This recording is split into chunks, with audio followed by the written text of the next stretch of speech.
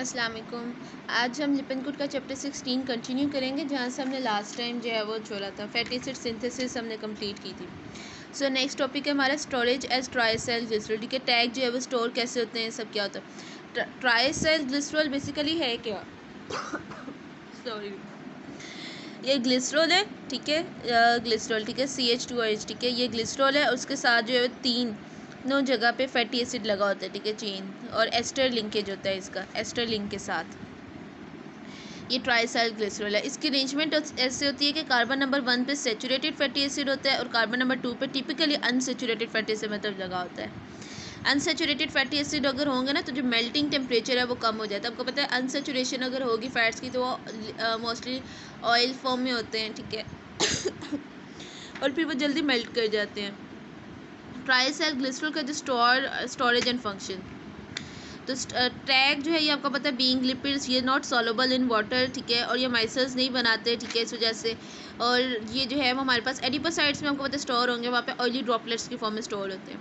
हमारी बॉडी में जो फैट स्टोर होता है वो in the form of triacyl glycerol store होता है। जब हम ज़्यादा खाना खाएंगे वो टैग की फॉर्म में कन्वर्ट होगा और फिर वो फैट बनाएगा, और वाइट एडिपोस टिश्यू होता है।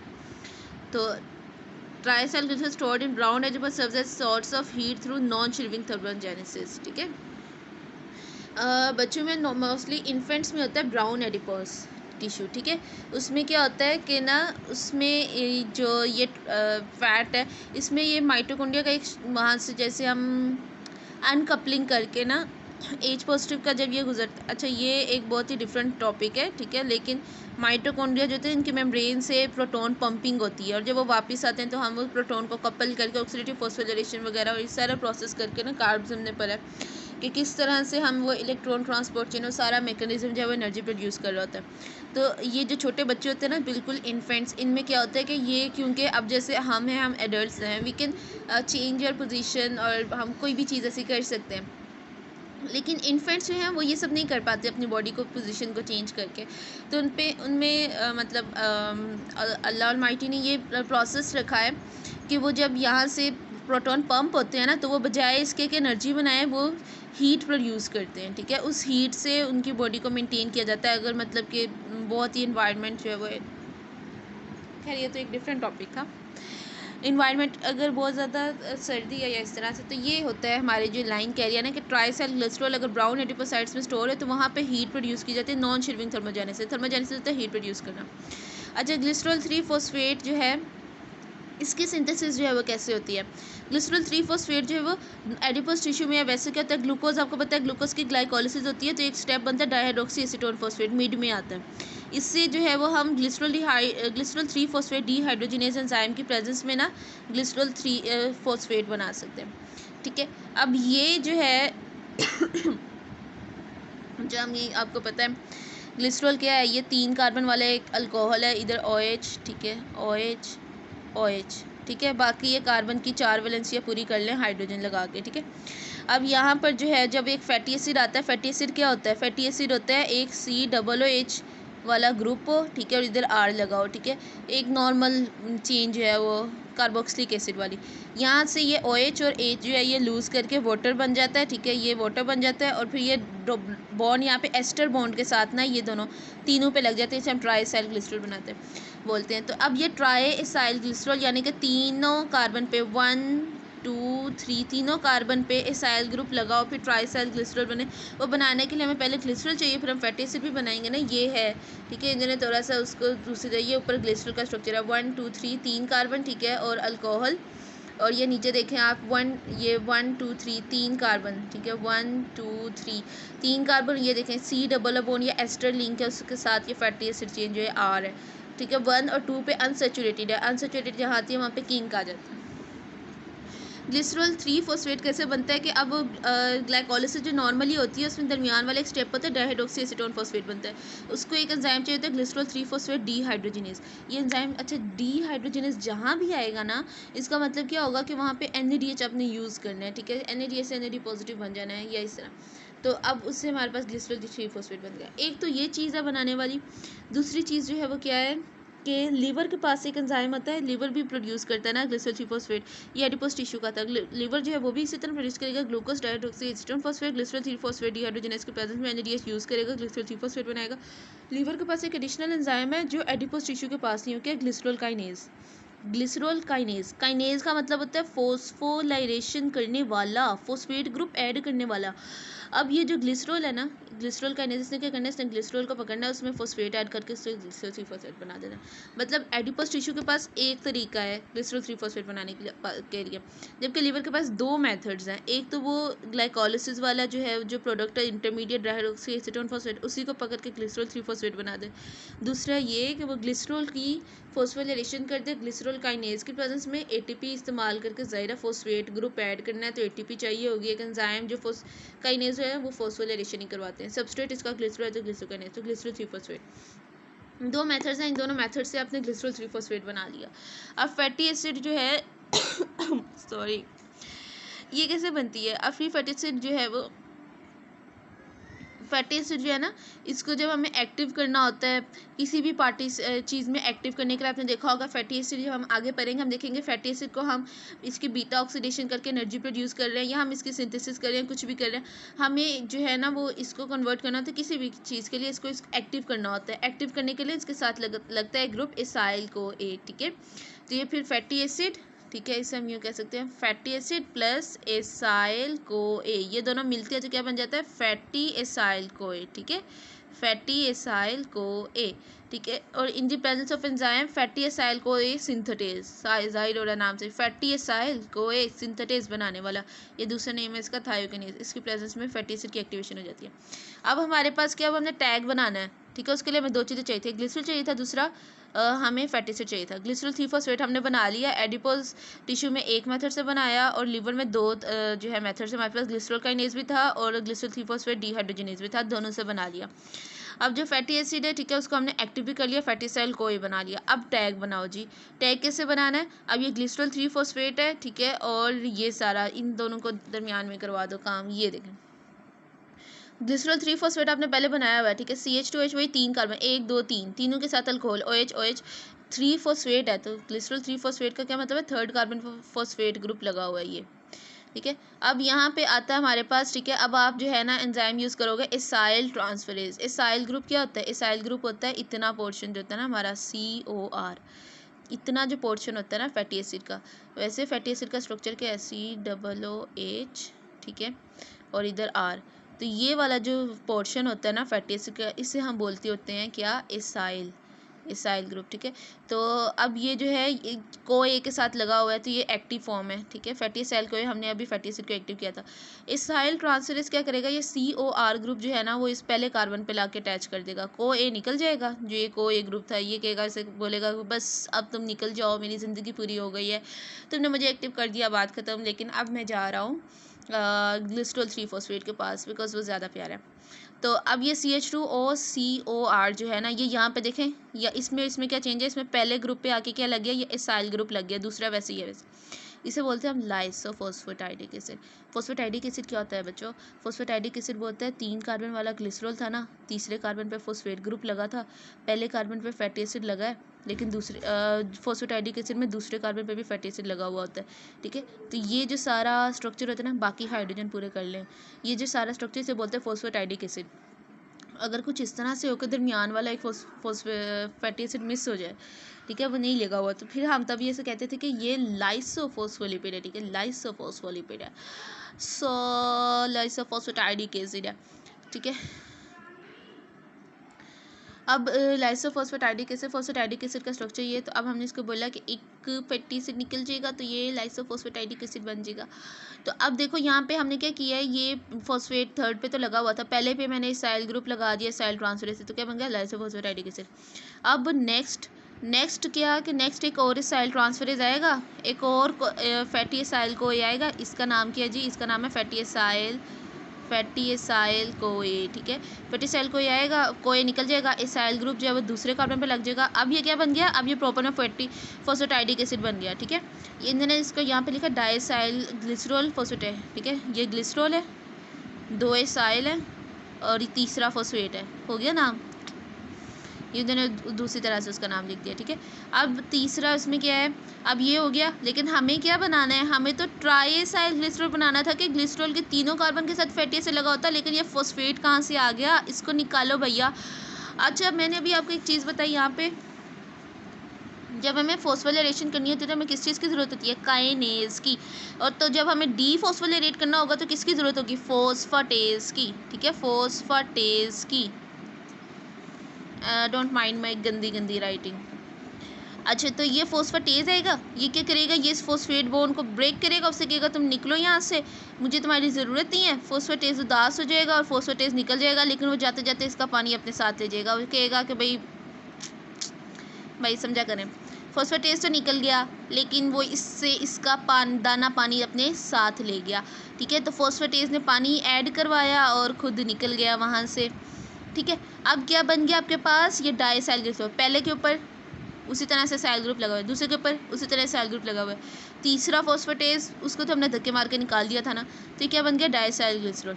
अब हमें क्या करना है, काम आसान हो गया है, पहले तो फॉस्फेट लगा हुआ था ना, अब दोबारा से साइल ट्रांसफरेज लाओ, एंजाइम की प्रेजेंस में फैटी सेल को लाओ, और इसी तरह से को एक को फिर को तुम दफ़ा हो जाओ, यहाँ से निकल जाओ, और जो एसाइल ग्रुप है वो तीसरे कार्बन पे ऐड करवा दो, तुम्हारे पास क्या बन जाएगा, ट्राइसाइल ग्लिसरॉल, ठीक हो गया।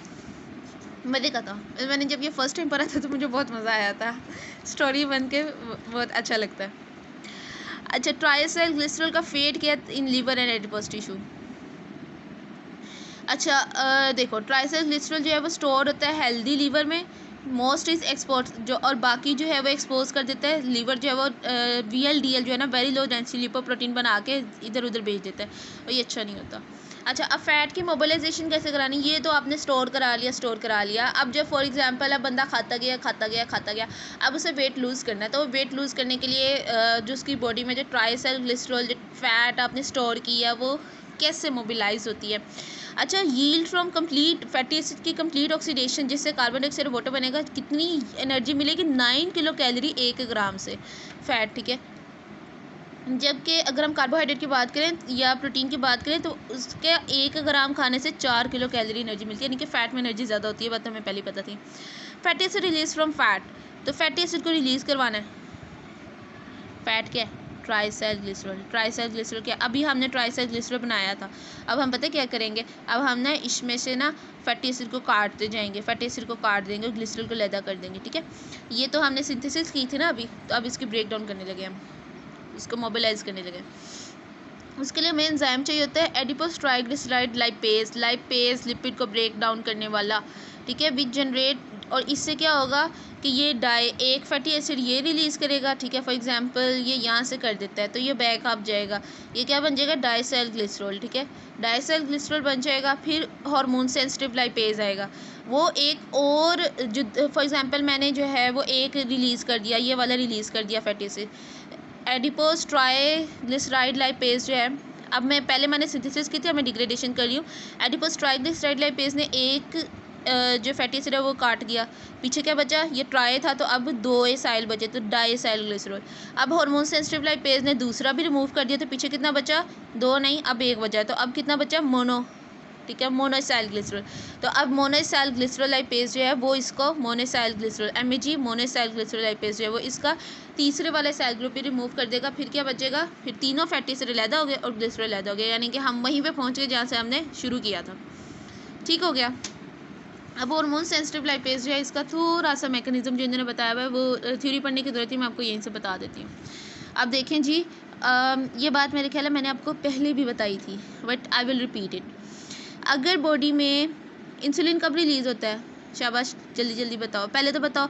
अगर तो ग्लूकोज ज़्यादा है तो क्या रिलीज़ होता है, इंसुलिन रिलीज़ होता है, ठीक है। अब ग्लूकोज अगर बॉडी में ज़्यादा ना तो इंसुलिन रिलीज़ होगा, तो इंसुलिन क्या करेगा, इंसुलिन ने उल्टा काम करना है ना, ग्लूकोज को कम करना है। तो ग्लूकोज को कम करने के लिए हमें क्या करना होगा, ठीक है, जो हमारी ये जितनी भी चीज़ें हैं ना, जब ये जो फैटी एसिड है जब ये टूटेगा तो इसने क्या करना है, फैटी एसिड की ब्रेकडाउन से क्या होगा, फैटी एसिड की ब्रेकडाउन से तो ग्लूकोज वगैरह और एनर्जी वगैरह मिलेगी जो हमें नहीं चाहिए, क्योंकि ऑलरेडी ये सब चीज़ें बहुत हैं। तो हम क्या करते हैं, हम फैटी ये जितनी भी चीज़ें ना, ये मेरी बात सुनो, आपने खाना ज़्यादा खाया ना, मैं सिंपल करती हूँ, मैं कहती हूँ आपको मैं जितना सिंपल हो सके उतना बताऊँ। खाना आपने ज़्यादा खाया ना तो क्या होगा, अब आप मोटे हो जाओगे, ये तो बात सिंपल है ना। इसका क्या मतलब है कि फ़ैट बनेगा, ना कि टूटेगा नहीं, बनेगा, ठीक है। तो इसका क्या मतलब है, ये जो हार्मोन सेंसिटिव लाइपेज है इसने क्या करना होता है, इसने करना होता है लिपिड की ब्रेकडाउन, यानी कि इस एंजाइम को इनएक्टिव होना चाहिए इंसुलिन के आने से, ठीक हो गया। दूसरा एक हार्मोन है एपिनेफ्रीन। एपिनेफ्रीन और ग्लूकागोन जो है ना, इनके काम जो है वो एक जैसे होते हैं। ये कब आते हैं, जब बॉडी में ग्लूकोज कम होता है और इन दोनों ग्लूकोज ज़्यादा करना होता है। इसके अलावा एपिनेफ्रीन फाइट और फ्लाइट रिस्पॉन्स के लिए भी आता है, ठीक है। मतलब आपके पीछे एक डॉगी लग गया और आपने तेज़ दौड़ना है, ठीक है, तो आपको क्या चाहिए, एनर्जी चाहिए ना। तो अब आपको क्या चाहिए, ग्लूकोज आपको टूटना चाहिए, ठीक है। जो आपने मोटा होके खाया हुआ है अब वो ग्लूकोज टूटना चाहिए। इंसुलिन वो फैट बना रही थी तो ग्लूकागोन या एपिनेफ्रीन फैट तोड़ रही होगी। ये अपने आते हैं मेम्ब्रेन पे रिसेप्टर पे लगता है। अब ये काम होता कैसे, मेम्ब्रेन पे रिसेप्टर पे लगते हैं, एटीपी को साइक्लिक एमपी में कन्वर्ट करते हैं। साइक्लिक एमपी क्या करता है, प्रोटीन काइनेज ए को एक्टिव करवाता है। ये तो आपने बहुत बार पढ़ा होगा, मतलब जहाँ पे भी ये कास्केड चलता है इसी तरह से होता है कि कोई चीज़ आ रही है, एटीपी को साइक्लिक में कन्वर्ट करिए, प्रोटीन काइनेज ए को एक्टिव करिए। प्रोटीन काइनेज ए क्या करता है, ये हार्मोन सेंसिटिव लाइपेज जो है ना, इसकी फॉस्फोराइलेशन करवा देता है। ये हार्मोन जो है वो एक्टिव होगा जब इसके साथ फॉस्फेट ग्रुप लगा होगा। जब ये एक्टिव हो जाता है फिर ये डाइसाइल ग्लिसरॉल को कन्वर्ट कर देगा मोनोसाइल ग्लिसरॉल में। बात मैंने आपको पहले बता दी थी किसका ये काम है, ठीक है। एडिपोज ट्राइग्लिसराइड लाइपेज ने एक कार्ब रिमूव किया था तो डाइसाइल ग्लिसरॉल में कन्वर्ट कर दिया था। डाइसाइल ग्लिसरॉल को हार्मोन सेंसिटिव लाइपेज ने मोनोसाइल में करना है। मोनोसाइल ग्लिसरॉल को MAG लाइपेज ने फर्दर जो है वो किस में कर देना है, फैटी एसिड जो एक बचेगा इसका वो भी अलग कर देना है। मोनोसाइल का मतलब कि अभी एक फैटी एसिड है और दूसरा क्या है, ग्लिसरॉल बना देना है। तो ये 3 एंजाइम होते हैं। अब इसको जो है वो कौन एक्टिव कर रहा है, प्रोटीन काइनेज। यानी कि अगर एपिनेफ्रीन ज़्यादा होगा ना तो फिर ये काम होगा, ये हो रहा है। एपिनेफ्रीन अगर ज़्यादा होगा, ग्लूकागोन ज़्यादा होगा तो लिपिड की ब्रेकडाउन होगी। जाहिर सी बात है, अगर आपको एनर्जी चाहिए या आप भाग रहे हो तो आपकी बॉडी में फ़ैट स्टोर तो नहीं होगा ना, बल्कि वो तो क्या होगा, टूटेगा, ठीक है। तो ये चीज़ आ जाती है। तो अब ये देखो, अब अगर तो इंसुलिन ज़्यादा ना, तो इंसुलिन ज़्यादा होकर क्या करेगा, इंसुलिन क्या करेगा, वो कहेगा वो इस एंजाइम का ना हार्मोन सेंसिटिव लाइपेज को, फॉस्फेटेज एंजाइम जो है ये हमेशा फॉस्फेट रिमूव करेगा, काइनेज ऐड करते हैं। फॉस्फेटेज एंजाइम फॉस्फेट रिमूव करके ना इसे बना देगा हार्मोन सेंसिटिव लाइपेज जो है। फॉस्फेट जब निकल जाएगा तो इनएक्टिव हो जाएगा। जब ये इनएक्टिव हो जाएगा ना तो अब ये डिग्रेड नहीं कर सकता, ये डाइसाइल ग्लिसरॉल को मोनोसाइल में नहीं कर सकता। तो इसका ये क्या फ़ायदा होगा, इसका ये फ़ायदा होगा कि भाई आपने खाना ज़्यादा खाया तो अब आप मोटे हो जाओगे, और क्या फ़ायदा होगा। अच्छा, अब आपने ग्लिसरॉल और फैटी एसिड को अलग कर दिया, लेकिन जो ग्लिसरॉल है इसका क्या फेट है। ग्लिसरॉल आपको पता है, मैंने आपको शुरू में बताया था कि ग्लिसरॉल काइनेज जो है, ग्लिसरॉल काइनेज जो है इसका एंजाइम नहीं होता लीवर के पास, तो वो कहाँ से जाता है, सॉरी लीवर कह रही हूँ, एडिपोस टिश्यू के पास ग्लिसरॉल काइनेज नहीं होता। तो एडिपोस टिश्यू क्या करते हैं, ग्लिसरॉल को ना ब्लड में डालते हैं और इसे लीवर के पास भेज देते हैं, ठीक है। और वहाँ से ग्लिसरॉल जो है वो ग्लिसरॉल काइनेज इसको इस्तेमाल करता है और ग्लिसरॉल 3-फॉस्फेट में कन्वर्ट कर देता है। वो ग्लिसरॉल 3-फॉस्फेट से दोबारा जब चाहिए होगा ना आपको फ़ैट बनाना होगा तो वो फिर फ़ैट बन जाएगा, ठीक है। तो ये इसका काम हो जाता है। और फ्री फैटी एसिड जो है ये क्या करते हैं, फ्री फैटी एसिड ये भी एल्ब्यूमिन के साथ बाउंड करते हैं और चले जाते हैं जहाँ पे इनकी ज़रूरत होती है, ठीक है। अब हम आगे पढ़ेंगे बीटा ऑक्सीडेशन में कि फ्री फैटी एसिड जब टूटते हैं ना तो काफ़ी सारी एनर्जी देते हैं, तब हम पढ़ेंगे कि फ्री फैटी एसिड से कितनी एनर्जी मिल सकती है। यहाँ पे एक बात लिखी हुई है कि रेड ब्लड सेल जो है ना ये नहीं यूज़ कर सकते फ्री फैटी एसिड को एज एनर्जी सोर्स, क्योंकि आपको पता है RBC के पास तो माइटोकॉन्ड्रिया ही नहीं होता, और बीटा ऑक्सीडेशन या फैटी एसिड की जितनी भी ऑक्सीडेशन वो कहाँ होती है, माइटोकॉन्ड्रिया में। सो हम इसको यूज़ नहीं कर सकते, ठीक है। और एल्ब्यूमिन के साथ बाइंड करके इसे चले जाना मसल्स के पास, जहाँ भी इसकी ज़रूरत होगी वहाँ पे ये एनर्जी वगैरह देगा। White adipose tissue express does not express glycerol kinase, ठीक है। मैंने आपको पहले बता दिया कि उनके पास ग्लिसरॉल काइनेज नहीं होता, तो फिर लीवर में जो है वो ग्लिसरोनियोजेनेसिस जो है वाइट एडिपोस टिश्यू कैसे करते हैं, ग्लिसरॉल कैसे सिंथेसाइज करते हैं। एक तो मैंने आपको ये बताया कि ग्लिसरॉल जो है वो डाइऑक्सी एसीटोन फॉस्फेट से बन रहा है। दूसरा एक ना इन्होंने यहाँ पे लिखा हुआ है, ये कार्ब में आप पढ़ेंगे कि जो पायरोवेट है ना, फॉस्फोइनोल पायरोवेट पेप, ये कन्वर्ट होता है पायरोवेट में, ठीक है। अब ये थोड़ा सा कॉम्प्लेक्स हो जाना है। ये बेसिकली जब ग्लाइकोलिसिस आपने पढ़ा होगा ना तो तब किया होगा, तो ये स्टेप जो है ना ग्लाइकोलिसिस के सारे उल्टे भी हो जाते हैं। ये कन्वर्ट होता है ऑक्सैलोएसीटेट में, ऑक्सैलोएसीटेट जो है वो फिर आगे जा रहा होता है। ये एंजाइम जो है यहाँ पे पायरोवेट कार्बोक्सिलेज, यहाँ पे पायरोवेट से ऑक्सैलोएसीटेट में कन्वर्ट होता है पायरोवेट कार्बोक्सिलेज की प्रेजेंस, फिर ऑक्सैलोएसीटेट से वापस फॉस्फोइनोल पायरोवेट कन्वर्ट होता है फॉस्फोइनोल कार्बोक्सिलेज में, और ये सारे स्टेप ऊपर जाते हैं और फिर डाइऑक्सी एसीटोन फॉस्फेट बनता है, ठीक है। मतलब ये वो है ग्लाइकोलिसिस वाला है, ठीक है। ग्लाइकोलिसिस में बेसिकली क्या होता है, ग्लूकोज होता है, ठीक है। ग्लूकोज से नीचे डाइहाइड्रोक्सी एसीटोन फॉस्फेट, ठीक है, ये है।